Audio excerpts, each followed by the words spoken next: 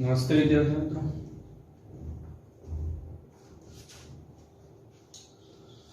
ચલો work power energy lecture number 11. આપણે અત્યાર સુધી આ વાત કરી હતી કે તંત્રની પ્રારંભિક કુલ ઉર્જા બરાબર અંતિમ કુલ ઉર્જા. પછી તંત્રમાં એક પદાર્થ હોય, બે પદાર્થ હોય કે કેટલા. આવું ક્યારે આવતું હતું? बेटा બે કન્ડિશન.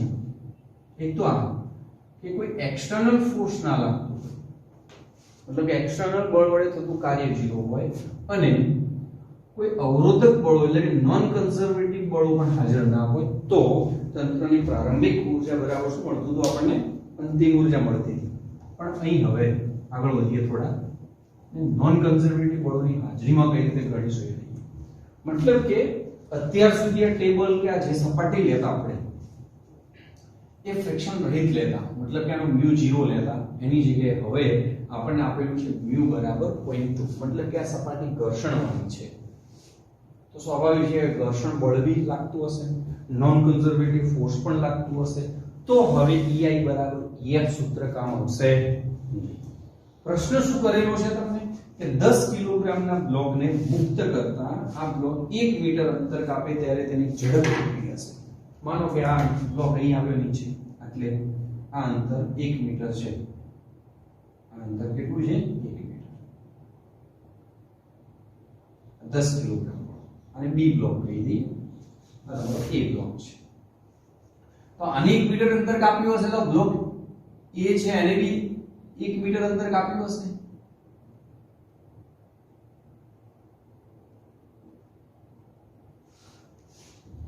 ઘર્ષણવાળા વિસ્તારમાં એને 1 મીટર અંતર કાપ્યું હશે, બરોબર છે.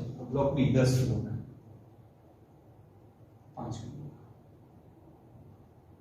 પ્રશ્ન બ્લુ પેન થી લખ્યું તો એટલું પહેલા નોંધી લેજો, વિડિયો સ્ટોપ કરીને ધ્યાન રાખજો. હું સોલ્યુશન હવે સ્ટાર્ટ કર્યું છે, દરેક વખતે યાદ કરાવતો જોઉં છું, ચોપડો મસ્ત બનવા દઈએ. ઓકે, આગળ વધીએ. તો ભાઈ ફરીથી બોલું છું, આ અહીં છે, મુક્ત કરીએ તો આ નીચે આવશે, એમાં આગળ ઘસડાશે, રફ સપાટી પર ઘસડાય. જો રફ સપાટી ના હોત ને લીસી સપાટી હોત તો શું કરત આપણે? આ પોઝિશન ઉપર તંત્રની કુલ ઉર્જા બરાબર આ પોઝિશન ઉપર તંત્રની કુલ ઉર્જા. પણ હવે એવું ના લઈ શકાય કે આ પોઝિશન ઉપર કુલ ઉર્જા બરાબર આ પોઝિશન ઉપર કુલ ઉર્જા, કારણ કે અવરોધના કારણે, ફ્રિક્શનના કારણે કેટલીક ઉર્જા વ્યય પણ પામે છે. તો બેઝિક બુદ્ધિથી વિચારીએ તો અંતિમ ઉર્જા બરાબર શું હશે? તો આવું હશે: પ્રારંભિક ઉર્જા માઈનસ અવરોધક બળો વડે થયેલું જે કાર્ય હશે, એટલે ફ્રિક્શન વડે જે કાર્ય થયું હશે, મતલબ કે જેટલી ઉર્જા વ્યય પામી હશે માઈનસ કરો. પ્રારંભિક ઉર્જામાં જેટલી ઉર્જા વ્યય પામી હોય માઈનસ કરો તો તમને અંતિમ ઉર્જા બેટા મળી જશે. આવું બેઝિક તમને ખ્યાલ આવે, બરોબર છે. અને અવરોધક બળે કરેલું કાર્ય એટલે જ વ્યય થતી ઉર્જા. ઉર્જા એ જ કાર્ય છે, હું કહું છું ઘણી વાર, બંનેનું પરિમાણ એક જ છે. તો અંતિમ ઉર્જા બરાબર પ્રારંભિક ઉર્જા ક્યારે લેવડાવો? આ ના હોય તો હવે શું લેવડાવશે? અંતિમ ઉર્જા બરાબર પ્રારંભિક ઉર્જા માઈનસ વ્યય થતી ઉર્જા. કોના કારણે વ્યય થાય છે? ફ્રિક્શનના કારણે વ્યય થાય છે. આ જો ફ્રિક્શન ફોર્સ લાગે છે એના કારણે વ્યય થાય છે, અવરોધના કારણે વ્યય થાય છે. તો વ્યય ફ્રિક્શને જેટલું કાર્ય કર્યું હશે એટલું શું કરવું પડે? માઈનસ કરવું પડે. અને બેઝિક શરૂઆતથી જો સ્ટાર્ટ કરો તો બી આ જ સૂત્ર આવશે. જો આવે છે જોઈ લઈએ આપણે. બેઝિક સૂત્ર તમારું શું હતું? EI બરાબર EF તો પેલું કન્ડિશનલ હતું. કન્ડિશનના પહેલા આવી વાત હતી કે એક્સટર્નલ ફોર્સ વડે થતું કાર્ય પ્લસ નોન કન્ઝર્વેટિવ ફોર્સ વડે થતું કાર્ય એટલે કે ફ્રિક્શન ને બધા બરાબર delta K plus delta U. Delta K એટલે KF માઈનસ KI, બરોબર છે, પ્લસ UF માઈનસ UI. આ તો છે નહીં, આ છે કયું? ફ્રિક્શન ફોર્સ સ્વરૂપે નોન કન્ઝર્વેટિવ ફોર્સ છે. તો W ફ્રિક્શન એવું લખીશું. તો W ફ્રિક્શન બરાબર અહીં લખીએ આપણે KF plus UF minus KI plus UI. આને લખીએ EF, આને લખીએ EI. WF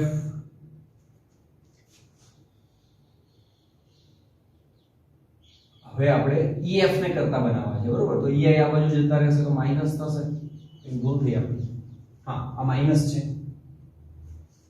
આ બાજુ જશે તો પ્લસ થશે તો EF બરાબર EI પ્લસ WF પણ ફ્રિક્શન ફોર્સ વડે થતું કાર્ય હંમેશા ઋણ જ હોય એટલે અહીં ઓટોમેટિકલી માઈનસ તો આવી જશે ફ્રિક્શન ફોર્સ વડે થતું કાર્ય હંમેશા કેવું આવે ઋણ જ આવે અથવા સમીકરણ આનું નામ રાખો ચલો આ ઋણ જ આવશે એટલે પ્રારંભિક કુલ ઊર્જા આમાં માઈનસ ઓટોમેટિક આવશે કારણ કે બ્લોક આ બાજુ જતો હશે તો બળ આ બાજુ લાગતું હશે તો cos 180 એટલે ઓટોમેટિક માં માઈનસ આવી જશે વર્ક નીકળવા જશો તો પ્રારંભિક ઊર્જા માઈનસ વ્યય થતી ઊર્જા બરાબર અંતિમ ઊર્જા બસ આવી વાત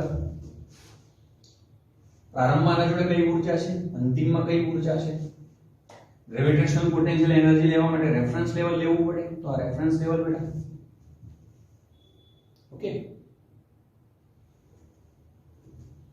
અંતિમ ઊર્જા કઈ છે તો રેફરન્સ લેવલ ઉપર છે v સ્પીડ થી આ જતો હોય b બ્લોક તો a block b v speed થી જતો હશે તો એ લખી શકો 1/2 ma v² + 1/2 mb v² અંતિમ ઊર્જામાં સ્થિતિ ઊર્જા લઈ શકાય જો આની સ્થિતિ ઊર્જા રેફરન્સ લેવલ ઉપર 0 આ એક ઊંચાઈ છે પણ એની ઊંચાઈ તો ચેન્જ થઈ નથી તો ડેલ્ટા u તો આમ બી 0 રહેશે પ્રારંભિક ઊર્જામાં બી આવશે સ્થિતિ ઊર્જા અંતિમ ઊર્જામાં બી આવશે કોઈ લેવાની જરૂર હોતી નથી ચલો પ્રારંભિક ઊર્જામાં લઈએ તો અહીંથી મુક્ત કરીએ તો આની ગતિ ઊર્જા છે તો આની ગતિ ઊર્જા છે આની સ્થિતિ ઊર્જા લેવાની નથી તો આની સ્થિતિ ઊર્જા આવશે આ ઊંચાઈને h કહી દઈએ ધારો કે તો અહીં આવી જશે mb gh માઈનસ ફ્રિક્શન વડે થયેલું કાર્ય માઈનસ પછી લખીએ આપણે અહીં લખીએ wf એટલે ફ્રિક્શન વડે થતું કાર્ય તો ફ્રિક્શન ફોર્સ અને ઇન્ટુ સ્થાનાંક લખીએ 1 metre dh 1 metre into d સ્થાનાંતર આ બાજુ ફ્રિક્શન ફોર્સ આ બાજુ એટલે શું લઈશું માઈનસ જો ઓટોમેટિક માઈનસ આવી અંતિમ ઊર્જા બરાબર પ્રારંભિક ઊર્જા માઈનસ વ્યય થતી ઊર્જા એટલે ફ્રિક્શન ફોર્સ વડે કરેલું કાર્ય ફ્રિક્શન ફોર્સ વડે કરેલું કાર્ય ઓટોમેટિક માઈનસ આવી જશે તો તમારે દરેક વખતે અહીંથી સ્ટાર્ટ નહીં કરવાનું આ દિમાગમાં આવી જવું જોઈએ સિમ્પલ છે અંતિમ ઊર્જા બરાબર પ્રારંભિક ઊર્જા ઓછા વ્યય થતી ઊર્જા અહીં માઈનસ લો તો ફ્રિક્શન ફોર્સ વડે થયેલા કાર્યનું મૂલ્ય જ અહીં લેવાનું અહીં બી માઈનસ લેવાનું ત્યાં બી માઈનસ લેવાનું એ ભૂલ નહીં કરવાની ઓકે બસ બાકી તો કિંમતો મૂકવાની છે હા ફ્રિક્શન ફોર્સ વડે થતું કાર્યમાં ફ્રિક્શન ફોર્સ કેટલું આવશે તો એ લખી શકીએ F બરાબર શું લઈએ છે આપણે mu m આવું જ આવે ને એ નોર્મલ સોરી mg લાગતું હશે એ નોર્મલ ફોર્સ હશે F બરાબર mu n લઈએ છીએ આપણે અને n બરાબર mg હોય છે તો mu mg એટલે mag કયો છે એક બ્લોક છે એ લખી શકો F ની જગ્યાએ mb gh minus mu ma gd કોના બરાબર 1/2 v square ma plus mb અથવા અલગ અલગ જ રાખીએ કિંમતો મૂકીએ પછી સરવાળો કરતા જે કરવું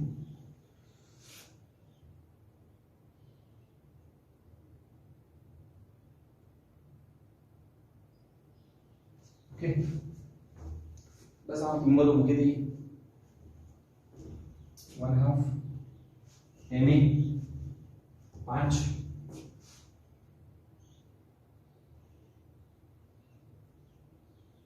v square plus 1/2 10 v square sorry mb એટલે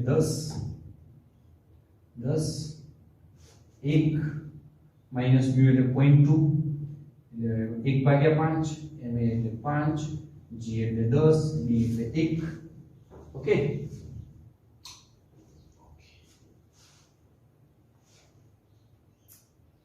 તો 10/2 5/2 એટલે 15/2 આવશે 10 + 5 એટલે 15/2 v square v square common લો શું આવશે 5/2 + 10/2 ઓકે એટલે આવશે 15/2 અહીં કેટલા છે 100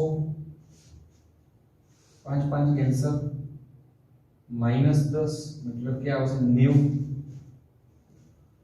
तो v² बराबर बेटा આવી ગયું 15/2 * 10 / 5 = 15 / 2 એટલે 15 / 2 = 15 / 2 = 100 / 5 = 100 / 5 = 100 / 5 = 100 / 5 = 100 / 5 = 100 / 5 = 100 / 5 = 100 90 ગુણ્યા 2 એટલે 180 ભાગ્યા 15 તો આવશે 12 v સ્ક્વેર બરાબર તો v બરાબર અંડર રૂટ 12 મીટર પર સેકન્ડ શું આવશે મીટર પર સેકન્ડ ઓકે આવું આવશે જવાબ તમારો 180 ભાગ્યા 15 એટલે 12 અંડર રૂટ 12 મીટર પર સેકન્ડ સિમ્પલ પ્રશ્ન છે ખાલી હવે આ ઉમેર્યું છે તો એને ધ્યાનમાં રાખીને ગણિત કરવું પડશે અત્યાર સુધી પ્રારંભિક ઊર્જા બરાબર અંતિમ ઊર્જા ગણતા હતા હવે ફ્રિક્શન વડે થતું કાર્ય બાદ કરવું પડશે તમારે પ્રશ્ન હતો કે 5 કિલોગ્રામનો બ્લોક આ 10 કિલોગ્રામનો બ્લોક અહીંથી આ અંતરને મુક્ત કર્યું તો આ નીચે આવશે આ બચ જતું હશે ફ્રિક્શન છે તો આ 1 મીટર અંતર કાપે ત્યારે આની ઝડપ કેટલી હશે આની ઝડપ v હોય તો આની પણ એ સમય v હશે તો આ બે બ્લોકની અંતિમ સ્થિતિ છે આ બે બ્લોકની પ્રારંભિક સ્થિતિ છે અને હવે તમને ગણવાનું કહ્યું છે તો પ્રારંભિક સ્થિતિની ઊર્જા જ ગણી શકો અંતિમ સ્થિતિની ઊર્જા ગણી શકો ફ્રિક્શન વડે થયેલું કાર્ય બી ગણી શકો તો અંતિમ સ્થિતિમાં ફક્ત બંને જોડે ગતિ ઊર્જા છે પ્રારંભિક સ્થિતિમાં આના જોડે ફક્ત સ્થિતિ ઊર્જા છે ગતિ નથી ગતિ તો એક પણ નથી આની સ્થિતિ ઊર્જા ધ્યાનમાં લેવાની નથી કારણ કે સમક્ષિતિજ સપાટી છે જો અહીં રેફરન્સ લેવલ લીધું છે તો પ્રારંભિકમાં પણ આ અંતર x હોય તો mgx આવશે ઊર્જા અંતિમમાં પણ mgx આવશે તો અહીં પણ mgx આવશે અહીં પણ mgx આવશે તો ઉડી જશે એટલે મેં કહ્યું હતું કે સમક્ષિતિજ લેવલનો જો પદાર્થ જતો હોય તો એની સ્થિતિ ઊર્જા ગ્રેવિટેશનલ પોટેન્શિયલ એનર્જી લેવાની નહીં તો સમીકરણ આ બધું પછી તો બેટા કિંમત મૂકી છે જવાબ આવી ગયો આપણો જો એક મિનિટ આગળ ગણીએ આપણે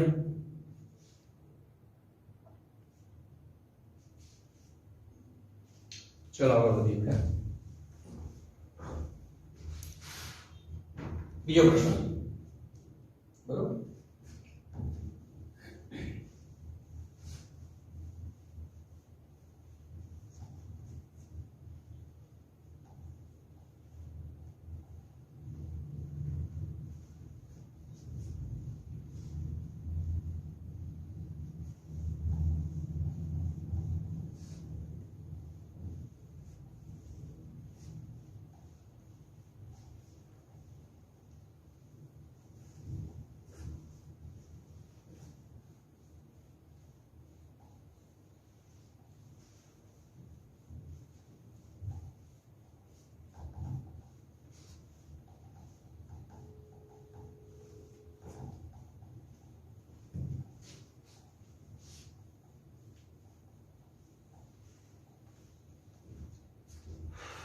ओके જોઈએ બીજો પ્રશ્ન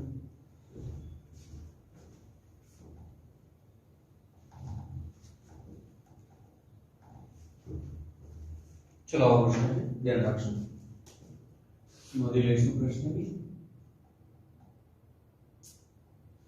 ના આવું કઈ એનો એક ટેબલ લઈએ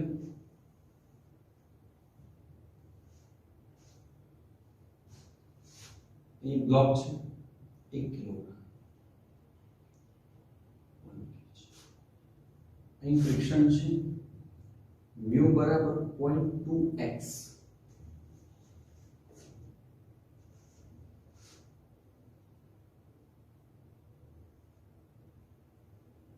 अच्छा 2 ओके फ्रिक्शन છે x નું વિધેય છે કારણ કે mu x નું વિધેય હોય તો f બી x નું વિધેય હોય કારણ કે f બરાબર શું લઈએ છીએ mu n n એટલે શું લેવાય mg આ a બ્લોક આ b બ્લોક એટલે mag ઉપર આવશે ઉપર n આવશે આ તો તમને ખબર છે હું લખી દઉં ma g હવે mu ની જગ્યાએ કિંમત મૂકી દઈએ તો 0.2 mag x ફ્રિક્શન ફોર્સ એ x નું વિધેય છે અને પછી પ્રશ્ન તમને પૂછેલો છે કે બ્લોક તો જો કે જવાબ ન હશે હું હાલ આમ જ બરોબર છે પ્રશ્ન પહેલા એ બ્લોક બી બ્લોક કયું છે બી બ્લોકને મુક્ત કરતા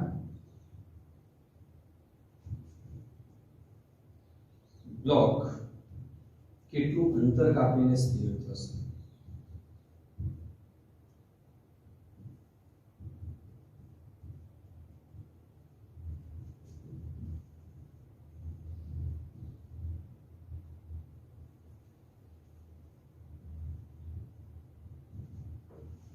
बी ब्लॉक में मुक्त करता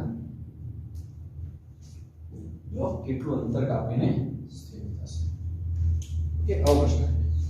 અહીં સપાટી ઘર્ષણવાળી છે, મ્યુ નું મૂલ્ય આપ્યું છે 0.2x, મતલબ કે જેમ જેમ આગળ વધીએ એમ રફ સપાટી વધતી જાય છે, ફ્રિક્શન વધતું જાય છે. જેમ જેમ આગળ વધીએ એમ રફ સપાટી વધતી જાય છે. અત્યારે જ્યાં છે ત્યાં x બરાબર 0 છે એવું માની, આ ઉગમ બિંદુ છે એટલે ખ્યાલ રહે શું છે.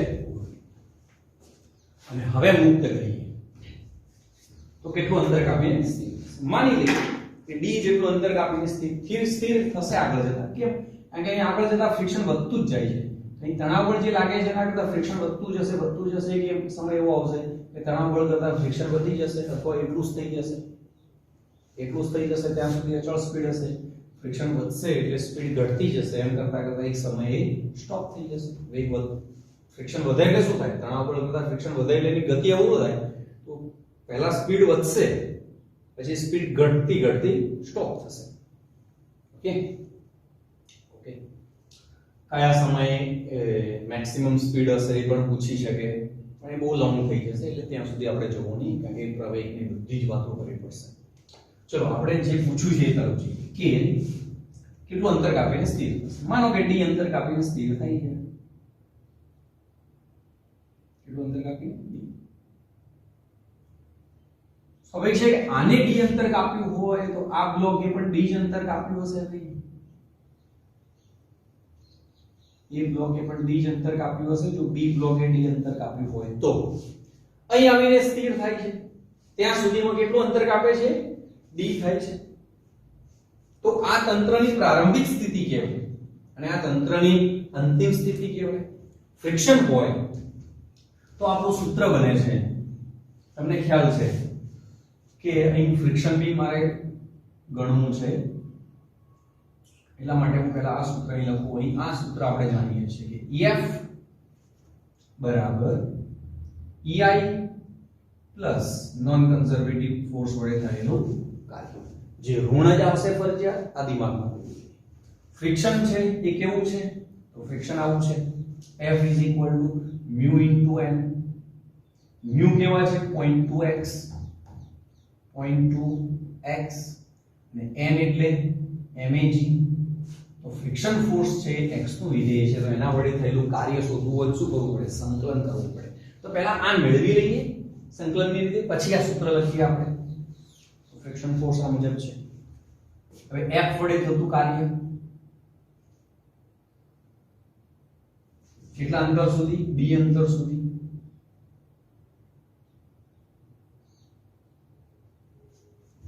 કેટલું અંતર કાપે છે? d. x બરાબર 0 થી x બરાબર d સુધી. તો ફ્રિક્શન ફોર્સ વડે થતું કાર્ય 180 ખૂણો આવશે એટલે માઈનસ જ આવશે. f ની કિંમત મૂકીએ તો 0.2 mag x dx 0 થી d. ઓકે, x1 x2 આપ્યું હોય તો એ રીતે લેવાનું કે પહેલેથી આ સ્થાને છે માઈનસ 2/10 એટલે 1/5. mg પણ બહાર જ આવશે 0.2 mg 0.2 mg. x નું સંકલન x²/2 0 થી કિંમતો મૂકી દઈએ તો માઈનસ 2/10 1 કિલોગ્રામ 10 આ બે ને પણ બહાર લઈ લઈએ તો અહીં આવી જશે લિમિટ નો ઉપયોગ કરીએ તો d². ચલો 2 કેન્સલ, 10 કેન્સલ, તો બેટા શું આવશે? -d². wf બરાબર શું આવશે? -d². હવે પેલું સૂત્ર લખીએ. એક સાથે બધું તમે લખી શકો. EI plus W non conservative minus આવી જશે EF ફાઇનલ સ્થિતિમાં. આ આપણે રેફરન્સ લેવલ લઈએ છીએ દર મુજબ પૂછે તો ફાઇનલ સ્થિતિમાં પદાર્થ અહીં છે, આ પદાર્થ આ રેફરન્સ લેવલ ઉપર છે. આની પોટેન્શિયલ એનર્જી ધ્યાનમાં લેવાની નથી તો પોટેન્શિયલ એનર્જી છે. ચલો અહીં આવે ત્યારે સ્ટોપ થાય છે તો અહીં વેગ કેટલો હશે? 0. અહીંથી મુક્ત કરીએ છીએ તો પણ વેગ 0. તો આ સ્થિતિમાં પણ વેગ 0, ફાઇનલ સ્થિતિમાં પણ વેગ 0, ઇનિશિયલ વેગ પણ 0 અને ફાઇનલ પણ 0. તો ફાઇનલ તો શું આવશે Q એટલે કે ફાઇનલ સ્થિતિમાં પદાર્થ જોડે નથી ગતિ ઊર્જા કે નથી સ્થિતિ ઊર્જા આની સ્થિતિ ઊર્જા ચેન્જ થતી નથી ને આ તો અહીં રેફરન્સ લેવલ લીધું જ છે તો 0 આવશે ઇનિશિયલ સ્ટેટમાં જુઓ ઇનિશિયલ સ્ટેટ એટલે પદાર્થ અહીં હોય ત્યારે આની પોટેન્શિયલ એનર્જી લેવાની નથી આની ગતિ ઊર્જા 0 છે આની ગતિ ઊર્જા 0 છે આની પોટેન્શિયલ એનર્જી છે ઉપર છે કેટલો છે mBgh mBgdh માઈનસ v2 આ d ને આ બાજુ લઈ લઈએ કારણ કે શોધવાનું છે તો d2 બરાબર mb gd એક b કેન્સલ તો d બરાબર mb એટલે 2 કિલોગ્રામ છે આ 10 છે જવાબ આવશે બેટા 20 મીટર જવાબ આવશે 20 મીટર જેટલું અંતર કાપીને સ્પીડ થશે આ ઓકે તો બસ ટૂંકમાં ફ્રિક્શન વાળા પ્રશ્નો હોય તો સૂત્ર બદલાશે થોડું એની વાત EI બરાબર EF ની જગ્યાએ નોન કન્ઝર્વેટિવ ફોર્સ વડે થયેલું કાર્ય આવશે એની જગ્યાએ હજુ બી હું તો કોઈ એક્સટર્નલ ફોર્સ હોય એવું કે 2 ન્યૂટન સતત બળ લાગે છે અથવા આ બાજુ લાગે છે જો ગતિની દિશામાં એક્સટર્નલ ફોર્સ વડે થતું કાર્ય આવે તો એક્સટર્નલ ફોર્સ વડે થતું કાર્ય ધન આપશે ગતિની વિરુદ્ધ દિશામાં એક્સટર્નલ ફોર્સ વડે થયેલું કાર્ય આવે તો એ અવરોધક પ્રકારનું કામ કરશે તો અહીંયા આગળ લેવું પડે તમારે EF બરાબર EI plus WNC plus external force વડે થતું કાર્ય પ્લસ હશે તો પ્લસ આવશે માઈનસ હશે તો માઈનસ આવશે ઓકે લોગ્રાફની બેઝિક ઇક્વેશન યાદ રાખવાનું એટલે કોઈ પ્રોબ્લેમ નહીં આવે બેઝિક ઇક્વેશન કયું આ સૂત્ર ક્યાંથી આવ્યું હતું તો અહીંથી આવ્યું હતું W external plus W non conservative બરાબર ડેલ્ટા K પ્લસ ડેલ્ટા જો આ બંને 0 છે તો પછી આવે EF બરાબર EI ઓકે આ ટોપિક અહીં કમ્પ્લીટ કરીએ અને હવે આગળ વધીએ બીજો ટોપિક પોટેન્શિયલ એનર્જી માં એક આપે છે વાત ચેનની એક ચેન ટેબલ ઉપર છે ત્યાંથી સરકે છે તો એનો વેગ કેટલો હશે એ બધું ગણવા માટે પહેલા તમારે શીખવું પડે ચેનની પોટેન્શિયલ એનર્જી કેટલી હોય ગણતા તો ચેનની પોટેન્શિયલ એનર્જી ગણતા શીખીએ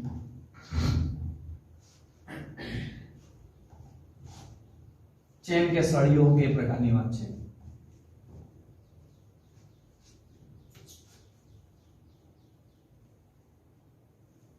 અત્યારે આપણે એક કણની વાત કરીએ એક બ્લોક લીધો એટલે એક કણ લીધો ધારો કે આપણે કહીએ કે બ્લોક છે અહીં રેફરન્સ લેવલ છે તો અહીં આ કણ છે એની પોટેન્શિયલ એનર્જી થઈ જાય 0 અહીં રેફરન્સ લેવલ છે ને અહીં બ્લોક છે એમ દળનું h ઊંચાઈ ક્યાંથી માપીએ છીએ મિડ પોઈન્ટ મતલબ કે આની કણ માની લઈએ છીએ તો એની પોટેન્શિયલ એનર્જી આ રેફરન્સ લેવલ હોય તો શું થઈ જાય mgh તો એ કણ h ઊંચાઈએ હોય એમ દળનું મતલબ કે અત્યાર સુધી આપણે આવી વાત કરી કે રેફરન્સ લેવલ છે એક કણ છે કેટલી ઊંચાઈએ h ઊંચાઈએ જેનું દળ m છે આ બ્લોકને કણ માની લીધું એક એક કણની ચર્ચા કરી તો પોટેન્શિયલ એનર્જી થઈ જાય mgh બરાબર અત્યાર સુધી તમે ભણો છો એક કણ માટે ભણો છો જાગૃતિ વખતે કણોના તંત્રનું સ્ટાર્ટ તો થશે પણ એ કણોના તંત્રની વાત ચેનમાં બી જરૂર પડે છે ધારો કે તમને કહ્યું હોય અથવા હું હેડિંગ આપું અહીં potential energy of chain એવું હેડિંગ આપ્યું તો પહેલા તો potential energy of chain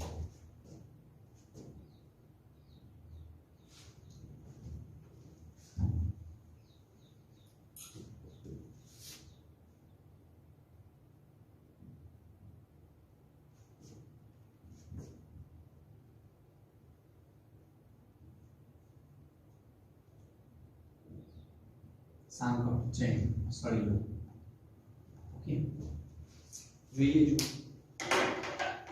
ધારો કે આવું કહ્યું છે કે m દળ અને l લંબાઈ ની એક ચેન છે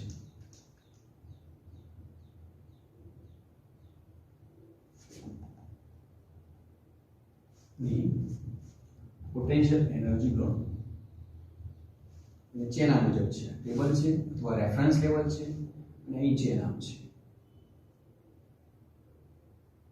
અરે એવું ના વિચારતા કે સાહેબ આ રીતે ઊભી થોડી રહી શકે માની લો ચેનની જગ્યાએ સળિયો છે ઊભો રાખ્યો છે હવે સળિયો કોઈ તો ઊભો રહી શકે ને રહી શકે તો આની પોટેન્શિયલ એનર્જી તમારે કરવી છે હાલ મેં કહ્યું એમ કે રેફરન્સ લેવલ હોય અને કણ h ઊંચાઈએ હોત એટલે ઊંચાઈએ h ઊંચાઈએ તો આપણે પોટેન્શિયલ એનર્જી લખી દો. શું લખી દો? mgh. પણ અહીં તો સ્થિતિ કેવી છે? એક કણ અહીં છે, એક અહીં છે, એક અહીં છે, એક અહીં છે, એક અહીં છે. આ પ્રકારે છે કણો જુદા જુદા. તો હવે આની પોટેન્શિયલ એનર્જી બી કેટલી લેવી? આવી સ્થિતિ છે હવે તો પોટેન્શિયલ એનર્જી કેટલી લેવી એ ગણવાની વાત છે. તો ગણીએ જુઓ હવે. એક કણ માટે તો ચોક્કસ આપણે જાણીએ છીએ પોટેન્શિયલ એનર્જી. તો આપણે આવું કરીએ, રેફરન્સ લેવલ થોડું નીચે બનાવો, ચેન થોડી લાંબી બનાવો, થોડું દેખાય. આ રેફરન્સ. ઓકે, તમને કહ્યું છે કે આખી ચેનની લંબાઈ L છે અને દળ છે m છે. અહીં શું કરવાનું? આખી ચેનમાંથી એક કણ ધ્યાનમાં લઈએ, નાનો, અહીં આગળ બહુ નાનો. આ અંતર છે ધારો કે dy અને એની ઊંચાઈ છે y અને એનું દળ બહુ નાનું છે dm. કેટલું નાનું દળ છે? dm. d ઉપર ખબર પડે કે બહુ નાનું હશે, 0.0000001 કિલોગ્રામ. એની આ લંબાઈ બી બહુ નાની છે. કેટલી હશે? 0.0000001 સેન્ટીમીટર મીટર. આવી કઈ વાત છે. તો હવે આ કણની પોટેન્શિયલ એનર્જી તો તમે લઈ શકો ભાઈ. આ કણની પોટેન્શિયલ એનર્જી કેટલી હશે? હું લખી શકું આ એક કણની પોટેન્શિયલ એનર્જી. કણની પોટેન્શિયલ એનર્જી, અગર કણની પોટેન્શિયલ એનર્જી નું તો સૂત્ર તમારી જોડે છે. આખી ચેનની સાપેક્ષે આ પોટેન્શિયલ એનર્જી બી નાની હશે એટલે હું લખી શકું કે કણનું દળ છે dm g અને એની ઊંચાઈ છે રેફરન્સ લેવલ ની y. આટલી પોટેન્શિયલ એનર્જી હશે. આવા બધા જ કણોની પોટેન્શિયલ એનર્જી ગણવી હોય તો શું આવે? સંકલન કરવું પડે, કારણ કે નાના નાના પદોનો સરવાળો આ dm આ du1 આ ધારો કે એવું જેના બાજુનો કણ એનું potential energy du2 du3 du4 એમ કેટલા ઇન્ફાઇનાઇટ સ્ટેપ આવશે. આવા ઇન્ફાઇનાઇટ સ્ટેપોનો સરવાળો કરવો હોય તો શું કરવું પડે? સંકલન કરવું પડે. તો કુલ પોટેન્શિયલ એનર્જી આખી ચેનની ઇન્ટિગ્રેશન du આ કિંમત અહીં મૂકી દઈએ તો u બરાબર integration dm g into y. હા, પણ તમને તો આપેલું છે આ m અને l. જ્યારે તમે તો ધારી લીધું અહીં dm, તો કહી શકાય કે l લંબાઈની ચેન હોય તો m દળ હોય, તો dy લંબાઈની ચેન હોય તો કેટલું દળ હશે? એ દળને આપણે નામ આપ્યું dm. તો dm બરાબર શું આવશે? m/l into dy. આ m/l છે ને એને લેમ્ડા બી કહેવાય, લેમ્ડા into dy. લેમ્ડા ને કહેવાય રેખીય દળ ઘનતા. રેખીય દળ ઘનતા. જો બાજુ સમજાવો રેખીય દળ ઘનતા શું છે, આગળ જતા આવશે એટલે ખાલી સમજાવું છું. આ લખતા દળ ઘનતા ત્રણ પ્રકારની આવે. એક કદ દળ ઘનતા આવે, જેને ρ વડે દર્શાવવામાં આવે. પદાર્થનું દળ અને પદાર્થના કદના ગુણોત્તરને કહેવાય કદ દળ ઘનતા. પણ બધા જ પદાર્થો 3 ડાયમેન્શનલમાં નહીં હોતા. કેટલાક પદાર્થો 1 ડાયમેન્શનલમાં બી હોય, 2 ડાયમેન્શનલમાં બી હોય. ધારો કે એક પેજ લો તમારા ચોપડામાં, એક જ પેજ, તો એના બે જ પરિમાણો આવે, લંબાઈ અને પહોળાઈ. જાડાઈ તો અવગણી શકાય એવું હોય તો આના કેટલા પરિમાણો છે? 2. તો આમાં આવશે પૃષ્ઠ દળ ઘનતા, જેને સિગ્મા કહેવાય. તો સિગ્મા બરાબર આવે m/a. એકમ કદ દીઠ દળને કહેવાય દળ ઘનતા, એકમ ક્ષેત્રફળ દીઠ દળને કહેવાય પૃષ્ઠ દળ ઘનતા. એમ આવે રેખીય દળ ઘનતા. આમાં 3 પરિમાણ છે, આમાં 2 પરિમાણ છે. કોઈ એવો પદાર્થ હોય, આમ એક પતળો સળિયો વિચાર, તો એની લંબાઈ ગણી શકો એમ છો, પણ પહોળાઈને જાડાઈ તો અવગણવી પડશે લંબાઈની સાપેક્ષે. તો અહીં શું આવશે? એને લેમ્ડા વડે દર્શાવાય m/l. એકમ કદ દીઠ દળને કદ દળ ઘનતા કહેવાય, એકમ ક્ષેત્રફળ દીઠ દળને પૃષ્ઠ દળ ઘનતા કહેવાય, અને એકમ લંબાઈ દીઠ દળને રેખીય દળ ઘનતા કહેવાય. એટલે મેં અહીંયા આગળ જે અચળ હોય, રેખીય દળ ઘનતા અચળ છે, તો m/l ની જગ્યાએ ખાલી લેમ્ડા લીધું. આગળ જતા આવશે, આની હાલ આપણે જરૂર નહીં, આપણે તો આ જ મૂકવાનું છે આગળ, m અને l ના બુકમાં, કારણ કે એ જ આપેલું હોય. પણ કોઈ જગ્યાએ લેમ્ડા આપેલો હોય તમને નવાઈ ના લાગે, એટલા માટે કોઈ બુકમાં આપેલો હોય તો તમને નવાઈ ના લાગે. ઓકે, આખી ચેનનું દળ m હોય અને દળનું વિતરણ નિયમિત રીતે થયેલું હોય તો l લંબાઈની ચેનનું દળ m હોય તો dy લંબાઈની ચેનનું દળ કેટલું હશે m/l dy. આ તમે કહેતા કે આટલાય આટલું તો આટલાય કેટલું, એને જ આપણે dm નામ આપ્યું તો એ dm અહીં મૂકી દઈએ ભાઈ. તો u બરાબર શું આવશે integration m/l g y into dy. y ની સાપેક્ષે સંકલન કરવાનું છે તો લિમિટ લઈએ તો પહેલો ખંડ અહીં બને, સંકલનમાં પહેલો ખંડ ક્યાં બને અહીં બને રેફરન્સ લેવલ ઉપર જ. તો કેટલી ઊંચાઈ ઉપર હશે 0 ઊંચાઈ ઉપર. લાસ્ટ ખંડ આ હશે કે જેની પોટેન્શિયલ એનર્જી તમારે ગણવાની, એ કેટલી ઊંચાઈ હશે y બરાબર l. તો y ની સાપેક્ષે સંકલન કરતા હોય તો કેટલા કણોનું સંકલન કરવું પડે, કેટલા કણોને જોડવા પડે, y ઉપર 0 થી લઈને y ઉપર l સુધીનું સંકલન કરવું પડે. તો એ લિમિટ આવશે 0 થી બેટા l. લિમિટ શું આવે 0 થી l. બસ બાકી તો હવે સંકલન કરી દઈએ. આ તો આગળના ચેપ્ટરમાં આવશે. મેં ખાલી તમને લેમ્ડા શું છે સમજાવવાનો પ્રયત્ન કર્યો. આ ચેપ્ટરમાં નહીં લખો તો પણ ચાલશે, અને ક્યાંક સાઈડમાં નોંધવું હોય હોશિયારમાં કેમ નોંધી લેજો. ઓકે, m l અને g અચળ છે ને બહાર લઈએ તો u બરાબર બેટા આવી જશે m g by l અને y dy 0 to l. તો u બરાબર બેટા આવશે m g by l. y નું સંકલન થશે y square by 2 limit 0 to l. તો u બરાબર આવશે m g by l. અહીં આવશે l square by 2 બેટા l એક l કેન્સલ થઈ જશે તો પોટેન્શિયલ એનર્જી આવશે mgl by 2. l લંબાઈની એક ચેન હોય, ઊભી ગોઠવાયેલી હોય, જેનું દળ m હોય તો એ પોટેન્શિયલ એનર્જી થઈ જશે mgl by થઈ જશે mgl by. આ તમારે યાદ રાખવાનું છે. ઓકે, જો ફરીથી જોઈએ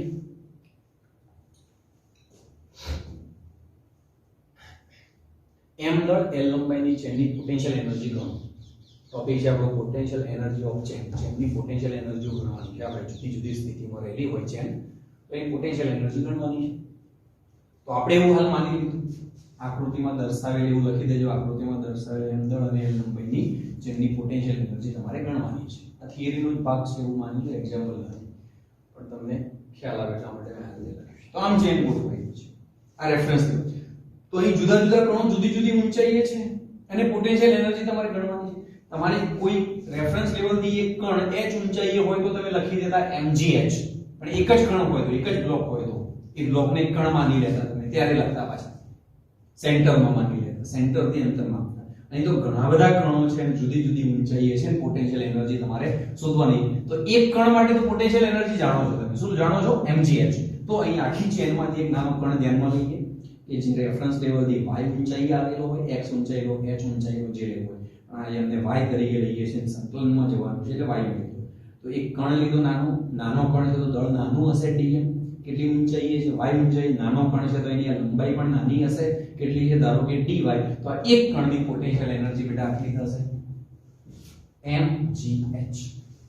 આ તો એક કણની પોટેન્શિયલ એનર્જી થી કુલ પોટેન્શિયલ એનર્જી મેળવવા માટે આ કણની પોટેન્શિયલ એનર્જી, આ કણની, આ કણની, આ કણની, આવા ઇન્ફાઇનાઇટ કણની પોટેન્શિયલ એનર્જીનો સરવાળો, આવા નાના પદોનો સરવાળો કરવા માટે વપરાય જે ફંક્શન એ કહીએ છીએ સંકલન. તો du ની કિંમત એ મૂકી દીધી. હવે dm ગણવાની વાત આવી. dm તો આપણે જ આપ્યું. જુઓ, તમને તો કહ્યું હતું કે m દળ અને l લંબાઈની ચેન છે, આ નાના કણને તમે dm તરીકે ધાર્યું. તો તમે એવું કહી શકો કે આખી ચેનનું દળ m હોય તો આટલા dy લંબાઈની ચેનનું દળ આટલું હોય. આને કહેવાય બેટા રેખીય દળ ઘનતા લેમ્ડા. તો dm બરાબર લેમ્ડા * dy યાદ રાખો તો એ ચાલે. લેમ્ડા બરાબર m/l મૂકી દે તો અહીં મૂકી દીધું આપણે dm ની કિંમત m/l * dy. તો dy પાછળ મૂક્યું g * y ની સાપેક્ષે ટૂંકમાં સંકલન કરવાનું છે. વેરીએબલ આ છે, પહેલો કણ અહીં, બીજો, ત્રીજો, છેલ્લો કણ અહીં હશે. બરોબર? ઓકે, અચળ વેલ્યુ બહાર લઈ લીધી. લિમિટ મૂકી આપણે ક્યાંથી ક્યાં સુધીના કણોનું સંકલન કરવાનું છે. તો એક કણ આ, બીજો, ત્રીજો, પહેલો કણ અહીં હોય તો છેલ્લો અહીં આવશે. તો 0 થી લઈને l અંતર સુધી જેટલા પણ કણો છે બધાની કુલ પોટેન્શિયલ એનર્જી તમારે શોધવી છે. તો 0 થી l નું સંકલન m, l અને g કોમન છે કારણ કે અચળ છે. y નું સંકલન થઈ જાય y square by 2, લિમિટ લઈએ તો l square by 2, એક l ઉડી જાય તો mgl upon. ઓકે, આની જગ્યાએ હવે આવું લઈ લેવાનું, યાદ રાખજો. અથવા હું લખું છું કે એક ચેન આપેલી હોય તમને, નિયમિત દળ હોય જેનું દળ m છે, લંબાઈ l છે, અહીં રેફરન્સ લેવલ છે, આ શું છે ભાઈ? રેફરન્સ.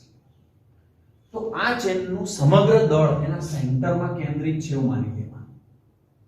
એને કહેવાય સેન્ટર ઓફ માસ. આગળના ટોપિકમાં આવશે. અહીં એક બ્લોક હોય ને આખો, અને એ રેફરન્સ લેવલ આપેલું હોય તો બી તમે અહીં જે લેતા ઊંચાઈ મિડ પોઈન્ટ થી એની અને લખતા u બરાબર mgh, એ કયું લેતા? સેન્ટરની. મતલબ કે આખા જ પદાર્થ ઘણા બધા કણોનો સમૂહ છે આ, છતાં બધા જ કણોનું અહીં દળ કેન્દ્રિત થયેલું માની શકાય. એ કોન્સેપ્ટને કહીએ છીએ સેન્ટર ઓફ માસ. એ તમારે આગળ આવશે, દ્રવ્યમાન કેન્દ્રવાળો કોન્સેપ્ટ. ટૂંકમાં નિયમિત દળ હોય તો પદાર્થનું સેન્ટર વચ્ચે માનીએ તો ચાલે. તો અહીંથી h ઊંચાઈ એટલે સેન્ટરથી આપણે ગણીએ છીએ, આ પોઈન્ટથી નહીં. ક્યાંથી ગણીએ છીએ? સેન્ટરથી. તો સેન્ટર છે એને કહેવાય દ્રવ્યમાન કેન્દ્ર. તો અહીંથી m દળનો કણ h ઊંચાઈ આવેલો હોય તો mgh કહેવાય. એમ આવી ચેન હોય તો આનું જેમ સેન્ટરમાં દ્રવ્યમાન કેન્દ્ર હોય આનું પણ સેન્ટરમાં જ હશે. સેન્ટરમાં હશે એનો મતલબ અહીં ઊંચાઈ કેટલી હશે? l/2 હશે. દળ કેટલું છે સેન્ટરમાં, કેટલું માનવાનું? સમગ્ર દળ ત્યાં માની લીધું આપણે કેપિટલ M. તો અહીં પોટેન્શિયલ એનર્જી થઈ જાય mg અને h ની જગ્યાએ બેટા આવી જાય l/2. આ જ આવશે mg l/, ઓકે. તો આવું કરવાનું. સંકલન કરવા દરેક વખતે જવાનું નહીં. સેન્ટર ઓફ માસ ખબર હોવી જોઈએ. સેન્ટર ઓફ માસ વાળો ટોપિક આવશે એટલે વધારે ખ્યાલ આવશે. હાલ આપણે કહી દઈએ કે l લંબાઈની ચેન છે, m દળની. તો એ m દળ વચ્ચે માની લઈએ. વચ્ચે માની લઈએ એનો મતલબ કેટલી ઊંચાઈ હશે? l/2. તો mgh, h ની જગ્યાએ શું આવે? l/2. સમગ્ર દળ અહીં કેન્દ્રિત થયેલું વચ્ચે માની શકાય. ઓકે, ચલો આગળ વધીએ. તો પોટેન્શિયલ એનર્જી l લંબાઈની, આમ શિરોલંબ હોય છે, રેફરન્સ લેવલ થી l લંબાઈની હોય તો એનું પોટેન્શિયલ એનર્જી થઈ જશે mgh. ઓકે,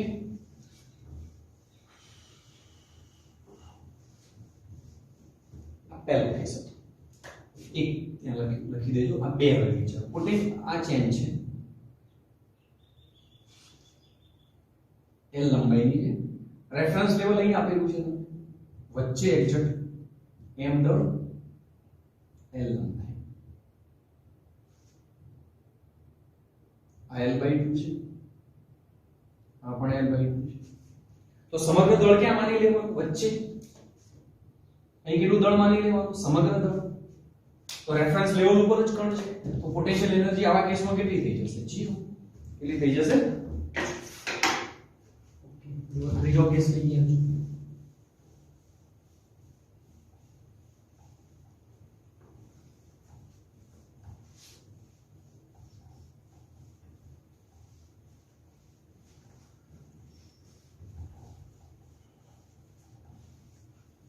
ત્રીજો કેસ લઈએ. આવું કહ્યું m દળ l લંબાઈ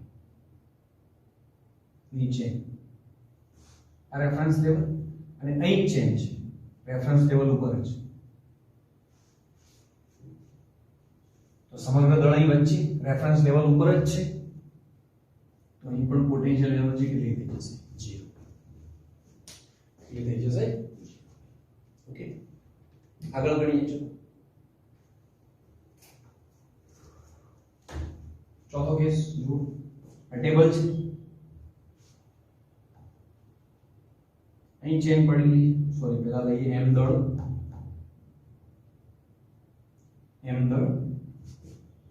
l લંબાઈ ની ચેન છે. એમાં 4 દે છે ટેબલ ઉપર, થોડી લટકતી છે, થોડી ટેબલ ઉપર છે, એ પ્રકારે તમને કહ્યું છે. લટકતો ભાગ છે l/3 છે,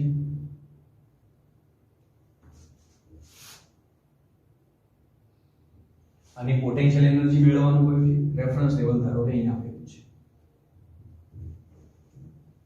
તો હવે પોટેન્શિયલ એનર્જી કેટલી? તો આમાં બે ટુકડા કરી દેવા. અહીં l/3 અહીં હશે તો અહીં કેટલી હશે? 2l/3. 2l/3 અહીં હોય તો 2l/3 વાળું દળ તો અહીં હશે. તો આટલા ભાગની પોટેન્શિયલ એનર્જી 0 થશે તો ગણવાની તો આટલા ભાગની પોટેન્શિયલ એનર્જી જ થઈ. આ ભાગની પોટેન્શિયલ એનર્જી ગણવી છે તો આટલા ભાગનું દળ કેટલું હશે?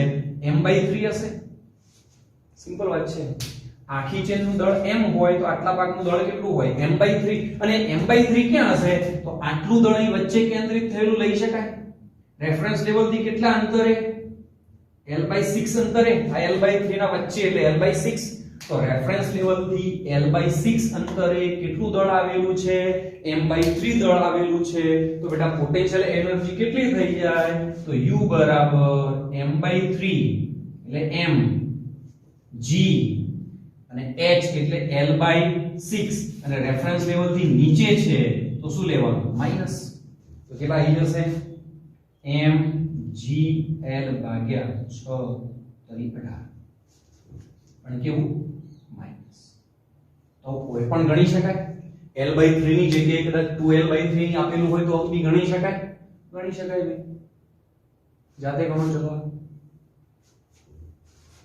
આ ટેબલ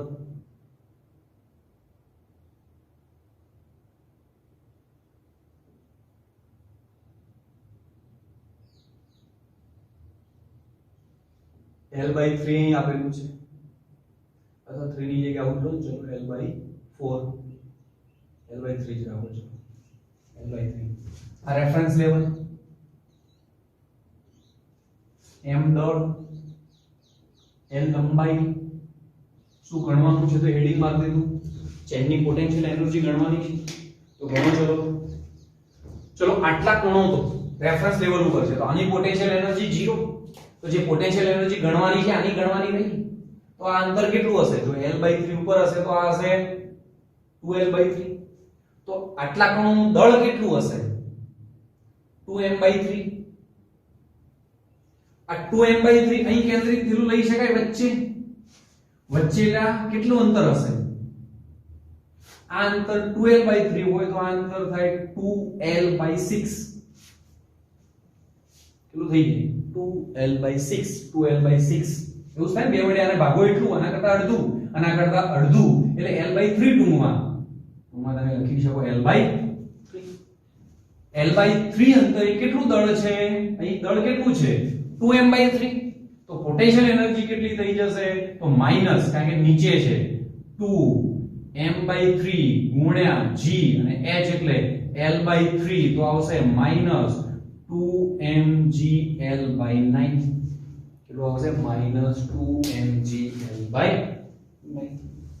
નોંધી લો વ્યવસ્થિત દેખો એને કારણ કે એના ઉપરથી પછી ગતિ વેગ ને બધું ગણવાનું થશે તો એ આવડવું જોઈએ બેટા એકવાર વ્યવસ્થિત દેખો આગળ જઈએ જુઓ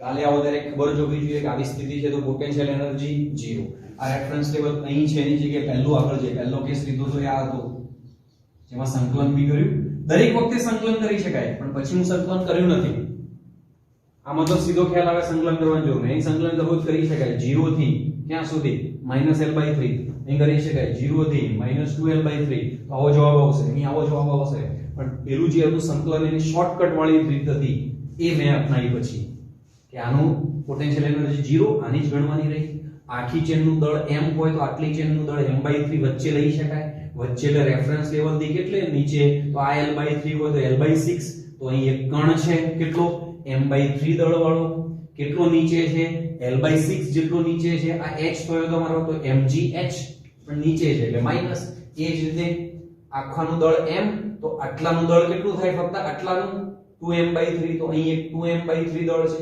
કેટલા અંતરે છે l/3 અંતરે છે રેફરન્સ લેવલ થી નીચે છે એટલે શું આવશે માઈનસ આવશે આ બધું જ તમને કાલે યાદ હોવું જોઈએ ઓકે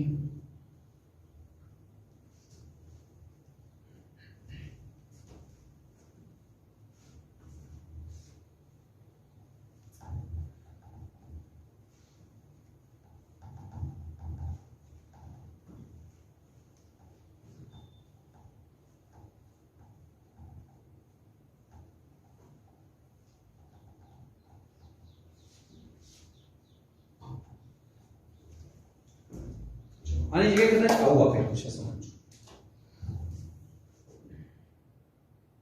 ક્વેશ્ચન લેવલ લઈએ ચલો m દળ અને l લંબાઈ નીચેની પોટેન્શિયલ એનર્જી ગણો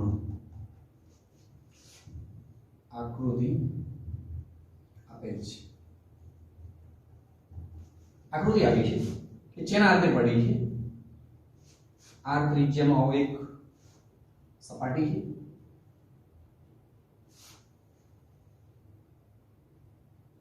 અને ત્રિજ્યા છે r બેટા અને ચેન એક્ઝેક્ટ અહીંથી આમ પડી છે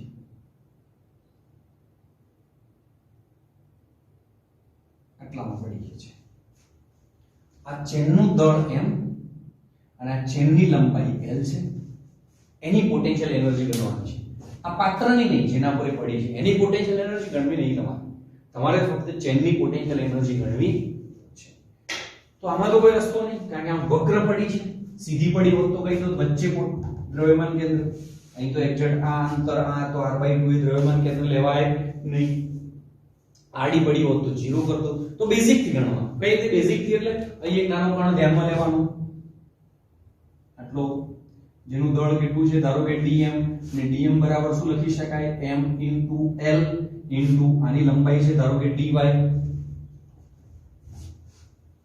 બ્લેક પેન થી લખું m દળ l લંબાઈની ચેનની પોટેન્શિયલ એનર્જી ગણો આકૃતિ આપેલ છે આકૃતિ આપેલી હતી હવે મેં ફેરફાર કર્યો તો આ જવાબ માટે મેં લખ્યું આ એક નાનો કણ છે જેની આ લંબાઈ છે બેટા dy અથવા dl અને જેનું દળ છે dm પણ આ dm બરાબર શું લખી શકો m/l dy કઈ રીતે તો આગળ આવી ગયું ઓકે અને એ આ રેફરન્સ લેવલ છે આ કયું લેવલ છે રેફરન્સ લેવલ ત્યાંથી એની આ ઊંચાઈ છે h છે ધારો કે તો નાના ખંડની પોટેન્શિયલ એનર્જી મળી જશે કેટલી મળશે અહીં લખું છું du બરાબર dm g h dm બરાબર શું થશે તો m/l g h dy du બરાબર આ તો એક કણની પોટેન્શિયલ એનર્જી આવા તો અહીં તમને દેખાય એટલે મોટું દોર્યું છે બાકી આ અંતર dy એટલે આ અંતર કેટલું હશે 0.0000001 મીટર એકવાર મેં કહ્યું ત્રણ પ્રકારના તફાવતની વાત યાદ હશે ઓકે આ જે કણ જેવા અસંખ્ય કણો છે બધાની પોટેન્શિયલ એનર્જી મેળવવી સંકલન કરવું પડે તો કુલ પોટેન્શિયલ એનર્જી u બરાબર integration m/l g h dy y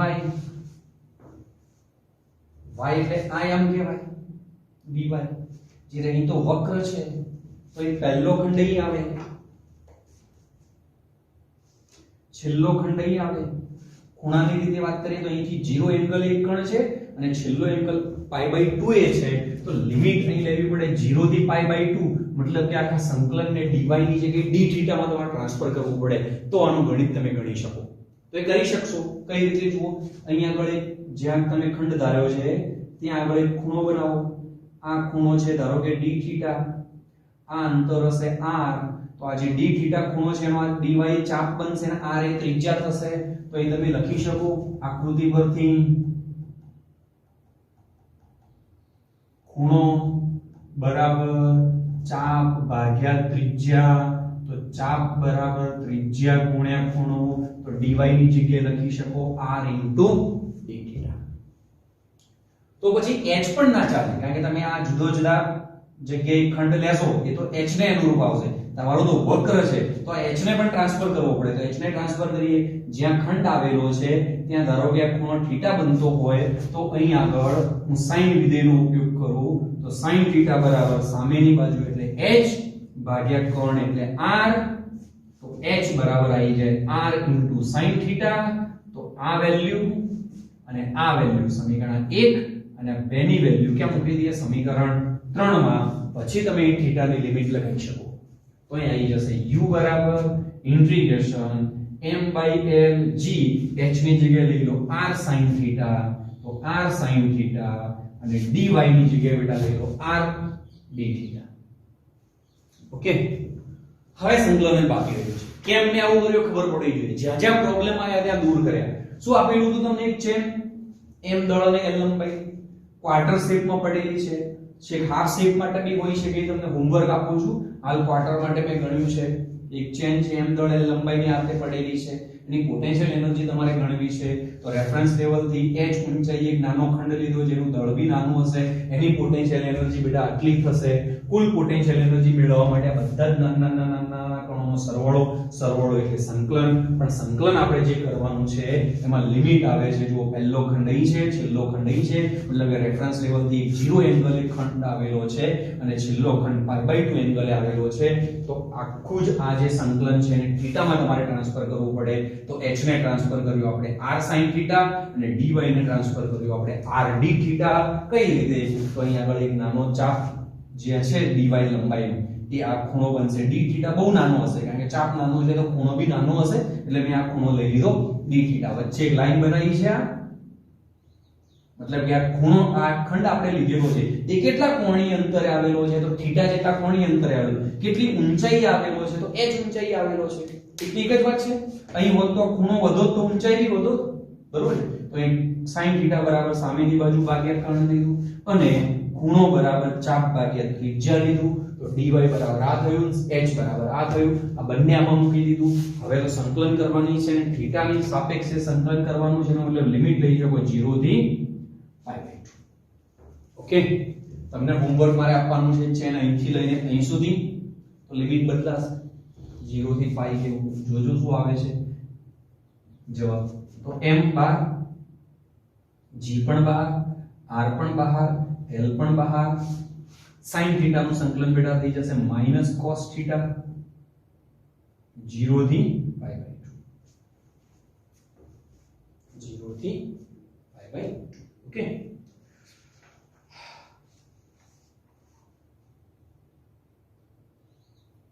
ભૂલ થતી નહીં. m dot okay. l બરાબર શું લેશો? અહીં ત્રિજ્યા ફેરફાર કરી દઈએ. જો આખી અહીં આગળ ચેન હોત તો l બરાબર લોત આપણે 2πr, પણ એના ચોથા ભાગની ચેન છે તો l બરાબર શું આવે? 2πr/4. એટલે l બરાબર થઈ જશે πr/2. અહીંયા r છે, અહીં l છે, એમાં ફેરફાર કરવો પડશે ને એટલા માટે. ઓકે ઓકે, l ની ભાષામાં જવાબ લાવવો હોય તો r ની કિંમત મૂકવાની. r ની ભાષામાં જવાબ લાવવો છે તો l ની કિંમત મૂકશો તો l ની કિંમત મૂકી દઈએ. તો u બરાબર આવશે m g r. ઓકે, અહીં આવશે l ની જગ્યાએ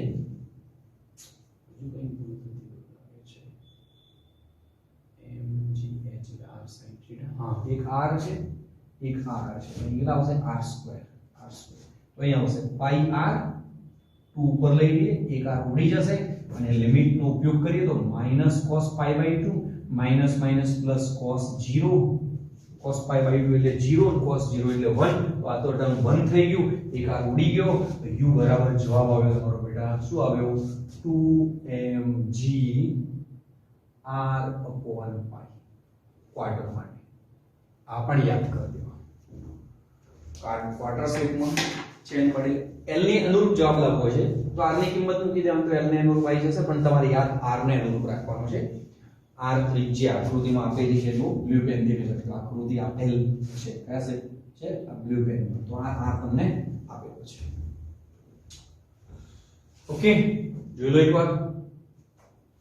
d થીટા અને dy નો રિલેશન લાવ્યા, sin થીટા અને h નો રિલેશન લાવ્યા, l અને r નો રિલેશન લાવ્યા અને સંકલનમાં જ્યાં જ્યાં જરૂર પડી ત્યાં કિંમતો મૂકતા ગયા. h ની કિંમત મૂકી, r sin થીટા, dy ની કિંમત મૂકી, r d થીટા. અહીંથી કોમન લીધું m l g r અને r. બહાર લીધું તો m g r²/l. સંકલનમાં આવશે sin થીટા નું થઈ જાય -cos થીટા. લિમિટ નો ઉપયોગ કરીએ, l ની કિંમત મૂકી πr/2 તો જવાબ આવે 2mg r/π. નોંધી લો એકવાર. ચલો હોમવર્ક માટે હું લખી દઉં. અહીંયા આગળ આકૃતિ બનાવી દઉં. m દળ l લંબાઈ ની ચેનની પોટેન્શિયલ એનર્જી ગણો અને આકૃતિ આમાં આપેલી છે. હોમવર્ક માટે હવે કહું છું, હોમવર્ક કરવાનું. આ તમારું હોમવર્ક ખાલી આવો એટલે ગણેલું જોઈએ. અહીં જે નામ છે એ ક્વાર્ટર નથી, હાફ છે.